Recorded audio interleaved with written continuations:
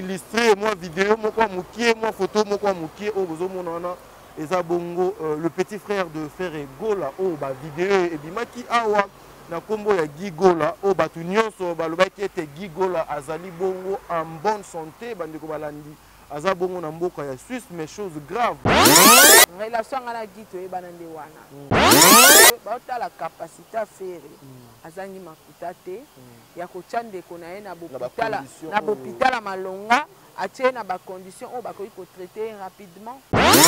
Son frère fait des dents, il a beaucoup d'argent et en dehors il y a son frère propre Gigola azasu artiste musicien ferré.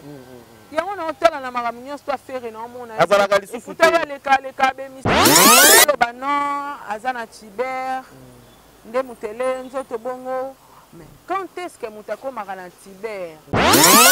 Alors, les autres qui savent combien, Prince Babi a coûté un vie en jour. Très bien. Donc, Sora Zaki peut coûter plus, peut-être un gars protégé. Très bien. Le cas a coûté moins. Voilà pourquoi il est exposé. Donc, et ça n'est mutu nenga vivre to quoi imposer mutu te que changer comportement comme bonté mutu ndazo la décision qui en tout cas comportement n'a pas changer na comment vivre bon donc jo ramon na mukete a mérité que tata conseil alors on a les comment on a des connexions mobile en état wana nga personnellement na Gigo là cela rane très bien si et seulement si les amaramba bakisi nde batu ba lo besali ba retour. Vous êtes sur Top Media TV. Très bien, Bandeko Balandi à Sarato la télévision, Bandeko Balandi à Top Media télévision. Soyez les bienvenus, moi c'est-à-dire Ngalapa, l'émission sur le code de bonne conduite, Bandeko Internet et Peli sous moto, réseaux sociaux et Peli sous moto, la communauté congolaise Bazali a alerté sur la situation Oyo et Rezo Koleka na Mboka na biso. Bozali sans ignorer Frère Gola, c'était un artiste et musicien à Mboka na biso. Na kati ya orchestre ya Frère Gola makambo ezali ebele ba réalité ezali ebele entre autres na kanisi erno sala annonce oyo ensemble na ba bon des livres kuna na sima caméra bazo illustrer moi vidéo moko mukie moi photo moko mukie o bozo monana eza bongo le petit frère de Frère Gola o ba vidéo e bimaki awa na kombo ya Gigola o batu nyonso balobaki ete Gigola azali bongo en bonne santé bandeko balandi aza bongo na mboka ya Suisse mais chose grave lobby mukolo ya lomingo Gigola o balobaki aza na Suisse vidéo o de bano circuler ezalaki ete ezalaki lokuta tomoni bongo na église ya papa na biso évêque Pascal Mukuna o azali père spirituel ya église ACK bisika boni akendaki avec sa femme bisika boni akendaki pe aussi avec sa famille mais akendaki koluka nini kuna akendaki kotika nini Makamunini et le Kakikuna lorsqu'il est arrivé face à un homme de Dieu, Babeni Bomona Papa évêque Pascal Mukuna. Nous apprenons beaucoup de choses sur sa maladie. To éviter azobe la maladie nini. Chaque batou, bazana bandenge na bango bazo koloba. Ici, tu reçois la commentaire de maladie azoko belate et loko est conditiété. Mais dans les réseaux sociaux, je pense bozoyoka il paraît Moutou est bougé, il paraît maladie, il paraît aussi que et ça moi ndenge na bango il paraît ici nous nous confirmer le côté que moi moko moi nini makambo ezali ebele bandeko balandi boko zo pe surprise moko et kozala intervenant na biso akouta libanda une façon aya kopesa moi be éclaircissement na makambo tozo linga to solo na bino et puis à part makambo Frère Gola nous allons parler aussi na vie Njora c'est une maman ou bisonio s'auto respectaka au départ c'est une maman. Nous devons arrêter avec le sentiment pour nous rebenga vieux photo comme ça y est papa. Non, c'est une maman qui a aussi OEP Azali na moi né. Aujourd'hui, c'est une grande fille Oyo Azo mérité respect, Vienjora aussi Azo respecté respect. Mais la façon de faire il y a Vienjora aujourd'hui Pembeni ya Kofi Olomide ba sortie médiatique naie ba réaction naie par rapport il y a sujet oignon so bandeko balandi. Ezobota makambu ebele interdiction ya papa Kofi alobi batu batanga pe bakomona été liste ebimaki na liste on a peso créer ba polémique ebele tout autour ya musique na biso. Je suis avec Sarato là yende tokosa la analyse na biso ya mokolo ya lelo. Le meilleur fan, le meilleur abonné, je vous salue bisike Zwami bino en tout cas tokenena no boye. Ezo sala nganzo to malili nous apprenons na ba réseaux sociaux que Gigola azali sacrifice il y a stade de martyr. Est-ce que ceux qui ont des sacrifices, il y a stade de martyr? Il faut pas sacrifier en de banasiko. Les réseaux sociaux, biloba loba. Nous apprenons aussi que les alliés malades, il y a moutou, les andengé na bango. Pourquoi chercher à toucher à la personnalité, il y a batou, la dignité à batou. Nous avons battu Internet, où allons-nous? Nous avons tout ça la moi analyse avec Maman Sarah Tola. Une façon aussi, il y a coupé Sabino Maloba Nandenge et Sengeli. Maman Sarah, Mbote. Mbote, t'as dit Mbote n'a pas de connaissances, ça va au Landabiso partout dans le monde. Très bien. N'a pas si bon Mbote. Voilà, Nicolo Boya, Libana, tous moi mon pépé, il y a ça. Et ça, là, moi bien que ça là. Moi libre dans beaucoup c'est ça, c'est ça. On est libre, tu peux tourner partout au Lingue. Puis qu'on est libre, on faut appeler Namikanda. Ouais, Namikanda. Pour les autoriser, quand même, il y a une caméra dans la à l'État. Si. Voilà. Nous, on en a et voilà pourquoi. Nous sommes libres, il y a autant, il y a la porte, il y a des bosses qui édifié tout ça l'émission. Tout ça l'émission. Ah, pour toi, il y a 5 émissions, présentez-vous. Et si les cas, ouais, donc. Document. Ouais. Tant que là ici, accordé. Et puis il faut aussi signaler que Sarah Tola télévision est à la Ranakati, il y a Fondation Sarah Tola. Donc ils allaient la structure, ils allaient bien structurer à une existence juridique. Voilà. Donc Top Media Pays à la Ranakati, il y a établissement ngala multi-service. Donc c'est-à-dire que y aux zoana na RCSM soto qui est na guichet unique, c'est-à-dire que je suis parmi bateau babazana moi document, bien que nous qui sommes comme ça des fois on ne prend pas en considération, mais bon tout ça avec le temps peut-être les choses et kokenda kamalamu. Ça la musique congolaise, lorsque tu regardes la musique congolaise, tu te dis quoi l'évolution de la musique congolaise, Sarah? En tout cas musique à Congo. Et ce qui est bien, c'est parce que les gens kalana lelo musique eza okita. Ba 12 l'équipe na ba 24 l'équipe tellement trop na musique. Très bien. Elle jalousée l'équipe tellement makasi que musique moyen et vivre exactement. place na ngezate. Kale zala ipe to mona ke Kofi Avande va permettre à rando na papa Wemba mais on permettre que soit binisi album na Wemba pas binisi. On va comparer. Si vous avez binisi faut wera pas binisa pour pas comparer. Très bien. Mais les gens balinga ta comparaison en atelo. Balinga ta te que muninga abimisa ta. Comparaison qu'on a te mais attaque au binisa. Donc musique pour nanga les autres qui est bien te. Mais sinon tout dans un stade bien parce que la technologie a changé. Ba musique va changer yembeli. Bakoti si ba rumba trap, bakoti si ba bloc belé, ba mélange belé. Mais sauf que musique venait à il y a nassé. Est-ce que ça lorsque vous regardez aussi la musique nandenge et zo kokini nandenge et zo betama lelo, c'est comme si les musiciens sont beaucoup plus dans le futilité que dans leur travail.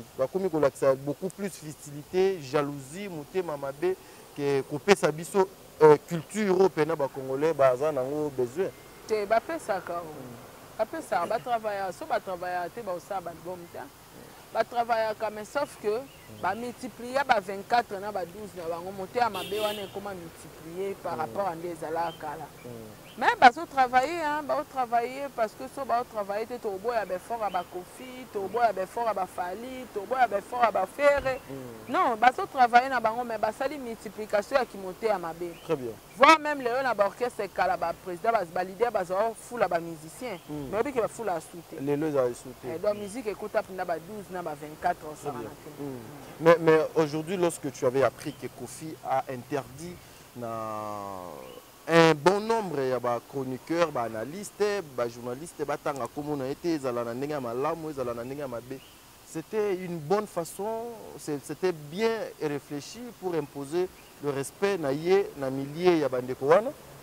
En fait, à libre, les point de vue respect à opinion. Très bien.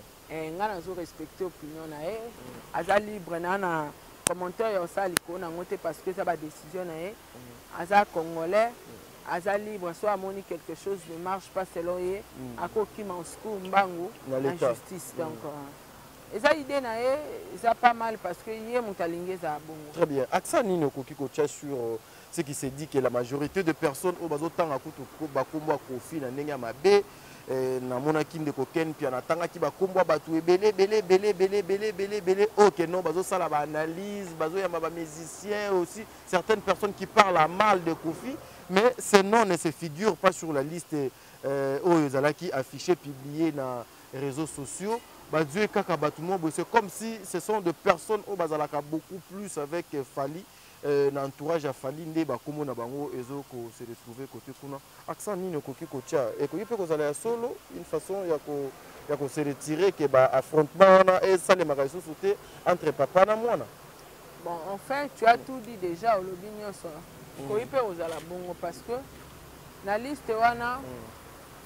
Oui, ils appellent à battre finga, mais la majorité bazawana n'a pas analyste écoute. Dans les types nous passe sous la salle analyste. Mais comme on a se figurer dans carte. Quelque part liste on appelle ça bateau à Fali, hein, ou bien bateau ba mon na bango ba soutenir na Fali. OK. To bateau bazala entouré par pemé na Fali. Nde bango bazap na ba se retrouver na carte liste. Pour ça pena pour na mafinga Très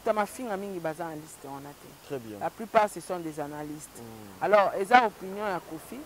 Tu as vouloir y être. On a respecté l'opinion. Très bien. Mais aujourd'hui, Papa Kofi impose son respect. Il a besoin de respect dans la musique, dans la vie privée. Mais tout autour, nous voyons toujours, excusez, je ne vais pas utiliser le terme les anti-valeurs, mais des gens aussi qui continuent à insulter, à mal parler.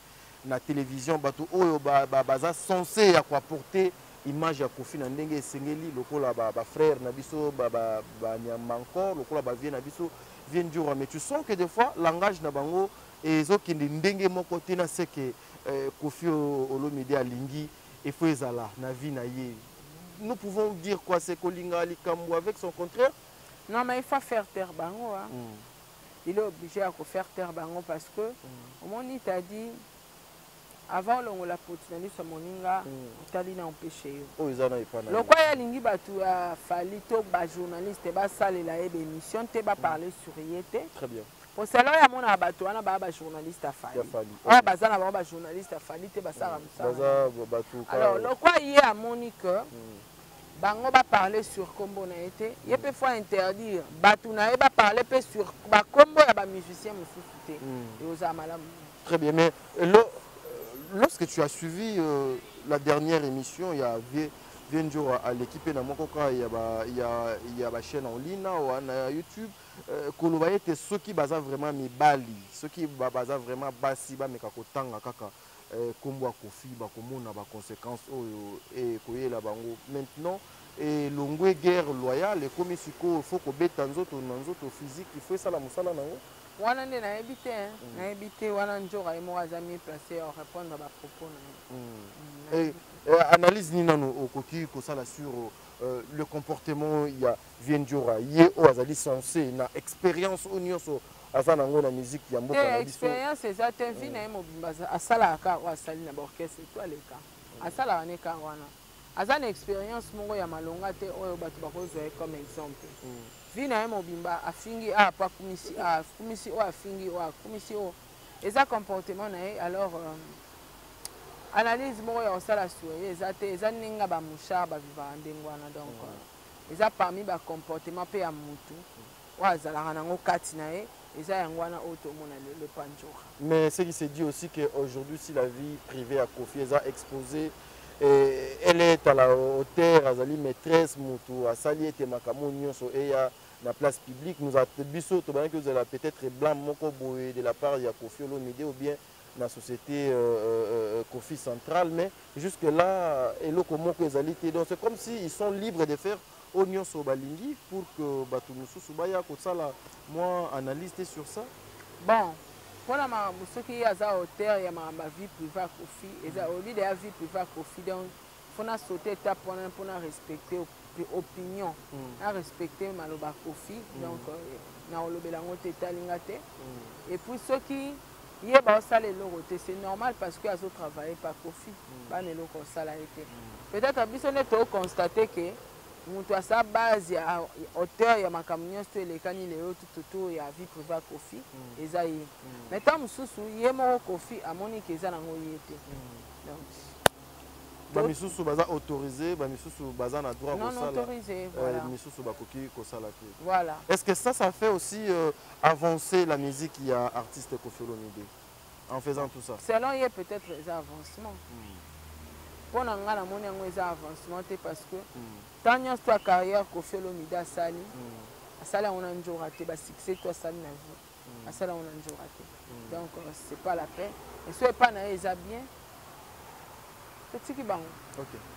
Est-ce qu'aujourd'hui kozala pembeni ya papa Koffi Olomide vient jour akoki kozwa même ata leçon o amoki ete Koffi auti kopesa bango awa pardon je m'excuse c'est sama awa pona mwana na ye Didi Stone yepe aluzwa ameka kolata ngo epa ya Prince Babia. Parce que les affaires de Prince Babia presque c'est que bazo sur la ye elle amène ça sur la place publique tandis que Koffi kutu mwana aye na place publique mais aye ko défendre mwana na ye bakoki ko copier ya malamu te. Mutu na mutu aza na façon na ye mutu na mutu na motema na ye mutu na mutu aza na ndenge aréagisaka. Très bien. Alors ezolakisa combien Prince Babia akutaka na vie ya nzora. Très bien. Donc soki azalaki kokuter plus peut-être nga protéger. Très bien. Le cas coûter moins. Voilà pourquoi il est exposé. Donc et ça n'enga mutu n'enga vivre to quoi imposer mutu te que changer comportement comme a bonté.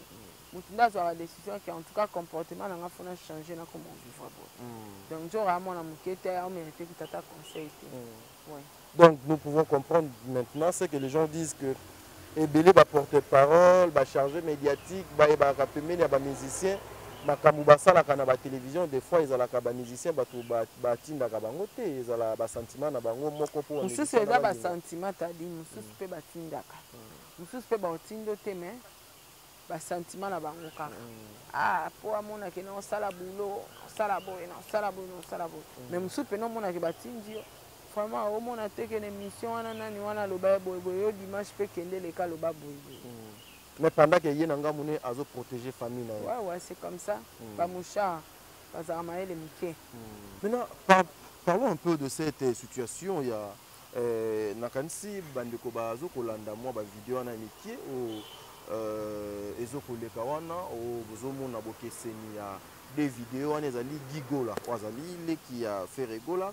Makameleka qui est belé, a été Azali na Suisse Air vidéo, et Bimaki, Yoko qui a moussara. Torai kaka ngakuta baloba kaza na Suisse wana eza yete na bayi Dieu merci. Dieu merci. Mais ce que lobby aérien oye komona nano vidéo na eli susu ba photo misusu ya ye en personne l'église à pasteur Pascal Mukuna. Toi tu te dis quoi Sarah toi? Na lelaki. Pourquoi lelaki? Na lelaki kati na ngapo na oloba ete. Na vie mutu malamu ezaka nzambe. Très bien. Mutu akosunga yo ezaka nzambe mutu akobatela yo ezaka nzambe mutu akolinga koleka yo moko ezaka nzambe. Alors na lelai komona ndeko na biso mobali neta wana nga personnellement na yebi Gigola esolaka très bien nazwa pe chance aolia mbongo na ye ya okaba mpunda boyeke ya 100 eloko abengi yo paka bele mbongo. Très bien. nayebaka l'époque na banda ofutela na te mpe na première rue ye mpe azalaka na copine mo akala Elogence na Luanda nayebi te soki aza sous son vie mpo nayokaki esusu te bayaka bazwaka appartement mo wana bazwa ofanda wana parceke Elogence wana tellement akutanga na lupango nazalaka cool tobanda osola na ye tosala bacourse tosala wenze boye tolambi tolie alors relation anga na Guy toyebana nde wana mbongo aza parmi barare musicien oyo nga nayeba na vie ke bakabelaka bato mpe ya mbongo boye bakabelaka mpe mwasi mbongo ke mwasi mo awuti angola aye na makambo na ye me mobali moko boye ya musicien aye mpe boye ya bule mpe nayeka na ye otikela bino mbongo awenze bolamba biloko na bino bolinga wana mpo olinga mingi olia mipanzi na semula pembe musicien bino awuti répétition aye akati rep na pose na yo otikela bino mbongo awenze ebolamba mipanzi na bino wana bolinga kolia so ebobima mbongo taxi na bino mpe yango donc Nazana moi bon souvenir pour na Guy. Alors ton a mona qui na eta wana nde na lelaki. Babia problème ni. Na benga ke mutaliboma. Donc et ça là vraiment pas si comment on a na eta wana. Mais Dieu merci quand même parce que quoi na maboka mosai na Nzambe. Na yebi ke et pas Nzambe raté à se rétablir na ye. Donc comment la vidéo wana réaction na liboso na lelaki. Très bien, mais c'est maintenant il faut tout le bani ndenge baba ndenge tozoyo kaka na réseaux sociaux kezali bisimba simba na ye bisimba simba ya orchestre azana charge ya orchestre siko akinaki kotubela et pas pasteur akeko luka elonga Nzambe parce que mokili et sanziye yango akeko luka présence ya Nzambe aluka protection ya nkolo une façon de reconnaître la grandeur de Dieu. Penses-tu que ekoki pe kozala eloko ya koluka ko sala contre campagne était par rapport à préparatif au faire gola azana ngo lelo pour na stade de martyr na ye? En fait, batu kolobera bien asimba ikisi amema qui charge orchestre qui était là. Et cause à vrai. Mais la preuve n'a pas été. Très bien. Et comme il faut. Donc, et cause à vrai et cause à peu faux. Mais il est important de qu'on a vu cette situation à se passer sur les champs. Tout le monde a un état critique. Alors, on ne sait pas comprendre, on ne sait pas voir si et seulement si. Et ça m'a ramba qui sinde batu ba lo besali ba retour. Ce que ça m'a ramba balingi ba le qui ça na grand frère na e. Et ça ba les ont dit to yo kaka na mato ya batu mais to na ba preuve nango palpable té. Très bien. Mais preuve à liboso eza que ndeko santé na eza bien té. Gi arapembe tala. Arapembe sikoyo ba tatouage nyonso on a ça ba tsoro mukomi mwindo komi na ba état de santé mon critique. Même tatouage a la valeur té. Et mon en a soutien parce que la vidéo on a tout banda la tatouage a quitté. Et puis même la vidéo position on a azalaki neti moyen a bouger zaté nanzoto mais batu ya batu mususu ba lo ba non azana Tiber nde mutele nzoto bongo. Mais quand est-ce que Moutako Marana Tiber pour bon me maye na hôpital à bata Tiber ils sera gratuit na limité. Gratos, ouais. Ngana na copine na mo Mireille tozo quand tu kuta na sida oyebi ke longola na suka mutu. Et kata na suki oui. Tala comment elle aura un. Mais elle a l'handicap ba traitement na e bien. Mireille a comment munene kolekanga. Oui, azongeli. Donc si et seulement si eza Tiber. Est-ce que beaucoup mais la biso ndeko na biso na tolinga ke mingi te azwa ba traitement. Ou soit un élo mususu au bisoto ebité. Oza spirituel. Voilà. Pour oza spirituel, tous en a capacité à détecter en côté. Très bien. Mais autre monde a état de santé en on a biso et ça vraiment échangé totalement. Donc, kolobake ki si asimba ki asala ki boye eza nango ka ba les on dit papa. Mutana preuve ya kisi na ye azate. Mutana preuve ya faire alingale ki sa pour na stade de martyr. Azana été tobi ki ba musicien ba simba ba bichebe na bango mais on n'a pas de preuve, on ne peut pas aussi confirmer. Mais ça nous empêche pas d'analyser quand même. Voilà. Balobi pena yé pena sacrifice pour na stade de martyr comme d'habitude ba musicien. Ça a couffé ça plein. Ceux qui ba liba ça l'événement ba luka ko simba mutu moko boui pena zali makasi lokola pe yazaka mwa tetu yango balobi ete sacrifice pour na stade de martyr ekoki pe kozala solo ou bien kaka batu o balingaka faire etende bazoluka ko nuire encore une fois image ya artiste oyo akutani depuis année passée na ba problème ebele azo continuer kaka kozala na ba problème saratola. Non ezala on a chantage. Peut-être bato balingaka te ba fano balingaka te wana. Bako bongo lango na sujet mususu ezala nango mais ya mabepe o ezotala ke bato balobela ngo ezaka soki eza Tiber pourquoi pas faire azo assurer ba soin ya ndeko na ye. Voilà soki eza Tiber azo assurer ngo te pourquoi soki pe eza Tiber te bato babi azobela liboma pourquoi pas faire et pas azo assurer santé ya ndeko na ye po memaye na scène pepe. Soka zobela liboma po batu musu babe ya liboma. Ouais, c'est batu babi eza Tiber. Siko to tiango ke ezala maladie, ezala liboma, ezo mériter nini ba soin. Ba soin. Que fait faire? Nara na ye na kombo azana épée. Son frère fait des dents.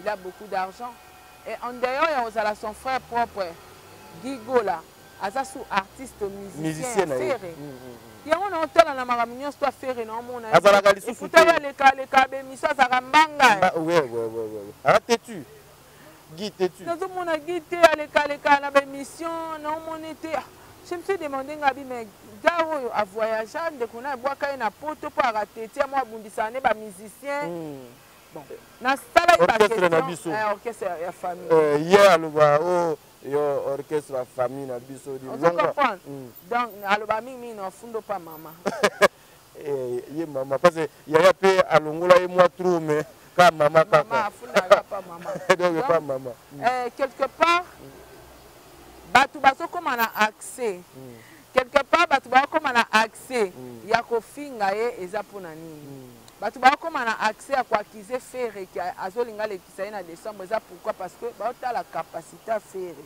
azangi makuta te ya kotya ndeko na ye na bopital ya malonga atie ye na bacondition oyo bakoki kotraite rapidement kotala fere so tolongwe na bopital na Congo aza na capacité obimisa gigola na Congo que nous a traitement mais nous apprenons aussi que bazala pe vraiment maman moko papa moko te bon non mais t'as dit c'est pas non ceux qui baza yoka ata raison te que aussi voilà ata baza maman moko papa moko te t'as dit posunga mutu fazara tata moko maman moko babiso bato sunga na vie to ya papa moko ba maman moko te to bimisi bato na hôpital combien de fois baba ndeko nanga te donc eza raison moko te ko pesa ye ba excès ya ko abandonner son propre frère son travailleur no lisusu oyo ozangi mbongo ya kokote na hôpital te alors quelque part ça nous donne l'accès d'analyser quand même pourquoi Ferre ne réagit pas na santé à Gigola pendant tout ce temps aussi vidéo ezalaki te photo ezalaki te nous apprenons que batiaki vidéo na place publique pour que mokili ye mona parce que batante na ndenge nyonso ya koluka lisungi epai yaya ezo kosimba te yango omoni bafilmaki mpona kolekisa ye même ata mpona kolekisa ye wana ezalaki facile te parce que même mutu oyo donc afilmaki jusqu'au jour d'aujourd'hui bazoyeba te qui avait filmé et puis nani atie na place publique donc batiaki na place publique mpona koya koluka lisungi. Est-ce que ekoki pe kozala makambo solo que le padre azwaki news oyo pena amoni ke ndeko na ye azali malade et puis balekisi pe na baetando eke bango baye ko démentir information na et lelo ye moko consciemment aketi na liboso ya pasteur asali acte bien déjà que mona musaini nzambe très bien ce que ça spirituel nzamba kangola le cas nzamba tie déjà le boko na ye aluka moyen siko ya koluka ba traitement alanda ba traitement na ye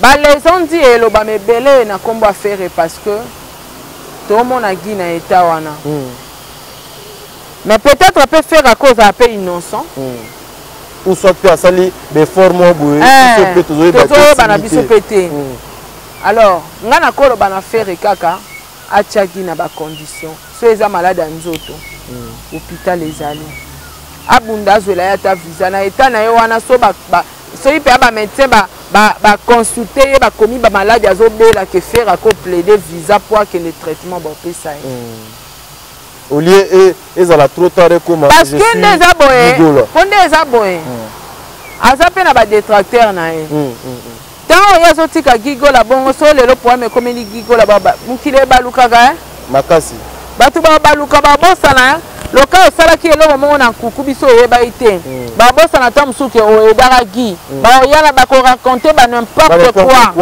alors il est temps bato affaire egola entourage affaire egola boyebisa papa Hervé azwa soin ya Guy Guy aza nanu en vie il n'est pas trop tard ngonga eza nanu ya kolukele basoin akose rétablir si et seulement si maladie wana et au senga traitement pas ba minganga akose rétablir na ye eza maladie ya mitu ngana na batu babela ba mitu ba peta ba câble atomema ba maladie ya ndeke mais ba ngona ba scène pepe bazonga normal ba mela ba kisi na bango alors ce eza maladie ya mitu azo mériter pe traitement ce que eza tiber azo mériter pe kaka traitement ce que eza spirituel Oh, a sali déjà au Kenya na église et ça malam. Mais état de santé wana toujours au et puis tout le monde a couru na mabele. Ngana fana gigola état wana na ko kangote. Donc faire ça quelque chose za malam mingi ça fait plaisir pour na bateau balinga gi baba fana gi net ba biso basara. Très bien. Mais na arrivé nanu ya Ferregola herba utaki ko kangaye et Sili Koya naye elle avait perdu aussi sa grande sœur naye à Koufaki na décembre si je m'abuse pas. Et puis elongo wana 2023 ngo oyo olié à Kota pour faire la promotion ya babilo konaye abimisi il y a toujours des choses qui clochent tout autour naye. Est-ce que et puis tout là se passe à la télé. Tout autour il y a ba musicien na biso Sarato là. Tout le banini que des fois il n'y a pas de gens au bakoki ko sunga bango pour na koluka moye que ba angle nyonso emeka kozala fermé pour na ko battre la capé quand même na ba kombo na ba dignité parce que nous savons il y a des pasteurs aujourd'hui dans Congo des grands pasteurs pour la réputation na yé atumbaka mbongo peut-être c'est pas lui mais peut-être cousin ne mobwe ou cousine na yé moko boye pour na ko sauver ka honneur ya kombo aluki a étouffé makambo wana et pas il y a ba musicien na biso ekoki ko bana kozala te ça. En tout cas, na habité, hein. Na habité, mais souvent nos musiciens sont toujours mal entourés. Mal entourés. Bapé ça bango ba conseil te. Très bien. Batali ça bango te que za personne publique, sunga boy ça là en fait. Et puis pe musu pezara entourage et PC conseil, ya yo kata sala ka o ya lingo. Ba osani yende patron, yende visionnaire, yende color orchestre. Très bien. Oui, si a émission ngane color orchestre, yo ngola kisanga royemba. Yo ngola kisanga lo boy. Ngana banda carrière yo zalaka. Yo ko zalate. Et comme une longue histoire, mais là on enseigne à papa Hervé. Ata ceux qui basent na ba problème. Ata ceux qui kande matière ndenge nini, ba problème basent na ngobiso to éviter. Joie soin ya gigola lenga za de envie ndeto mona ebo kolinge koma trop tard te o mema fardo o yebi a charler temps joie ndeko na e tchai na ba condition malamu. Très bien ça. Voilà. Un dernier mot pour toi Kabona. Non ngana kana ba regret pona gi na linga gi. Très bien. Ezap na regret makasi pona nga. OK. Faire regola a tchagi na ba condition a bien. So azobela mutu bako traiter ya ozonga normal. Normal. So ipeza tiber akozonga normal so ki ba traiter azu ba traitement na e bien. Et puis en dehors de ça faire ça capable ya otinda gina poto azo ba soin. Donc nga eza pasi pona nga komona gina eta wana. Toza na besoin to sala lobe monsieur belete papa Hervé pour s'occuper na gi. Nandeko na yo. Atane mission moko o ka to sala na papa t'a dit so réagir et aux amalamu mingi pona gi. Aza ndeko na yo aza musicien na biso ndeko na mais musicien sko na biso neti nganga alinga na ngai solo parce que c'est un frère biso to ba fan na ye voilà donc ezalika moi malamu juste ça yango na bakisa. Très bien, ça n'est fini pour aujourd'hui mesdames et messieurs. Bon délivre dans la Kissima caméra. Le présentateur c'était Tadingalapa. J'avais reçu madame Saratola. Il y a Diego Milito, Lobby et Kolekalelo, Maman Bijou Nketani, Mopanzi à Papa Jean-Pascal Leka. Merci beaucoup, bon délivre, Tokutani Balasima, Maman Zozo, Maman Déborah, Nzamba Zalanabino. Merci beaucoup.